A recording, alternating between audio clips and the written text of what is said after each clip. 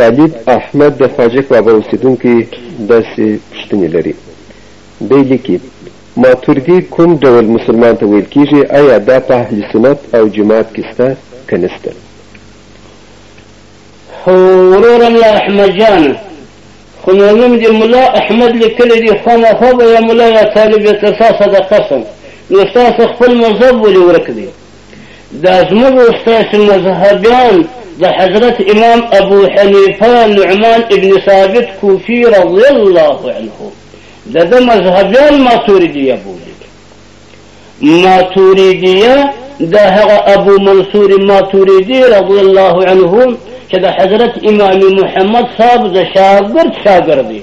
حضرت امام محمد ابن حسن شیبانی د امام صاحب مبارک هغه دوه شاګردان خو په یاد حضرات ابو یوسف صاحب او امام محمد صاحب رضی الله عنهما دا دوه شاګردان د حضرت امام ابو حنیفه صاحب دي رضی الله عنهم اجمعین. حضرت امام صاحب چې وفات شو امام ابو یوسف صاحب تکمیل د علم کړی و، امام محمد صاحب لا نو کړی. بیا نو هغه تکمیل د علم د امام ابو یوسف صاحب څخه کړی دي. دغه امام محمد صاحب نه بیا لوی مجتهد د دنیا دی، لوی عالم دی، کتابونه به د تصنیفول او امام ابو یوسف صاحب قاضي قضات په بغداد کې د هارون رشید قاضي و، هغه به بیا ورطبع کول ورچاپول به نو دا نشر د حنفیه راغی. دا مذهب د امام صاحب مبارک دا دی شرقا و غربا ورسېدی.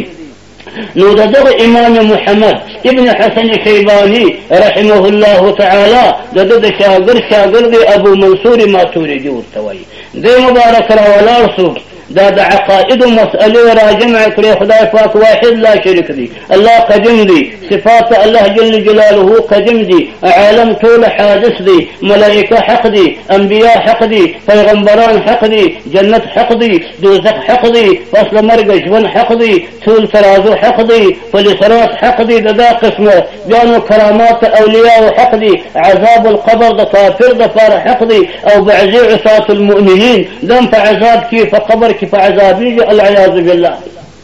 بیا نو تر هغه پایه پورې دا زموږ څه عقاید چې دي مسلې د عقایدو دغه حضرت ابو منصور ماتوریدي رحمت الله علیه دې نشر و اشاعه ورکړه، دا جمع کړې باره کتابونه دنیا ته ورسول.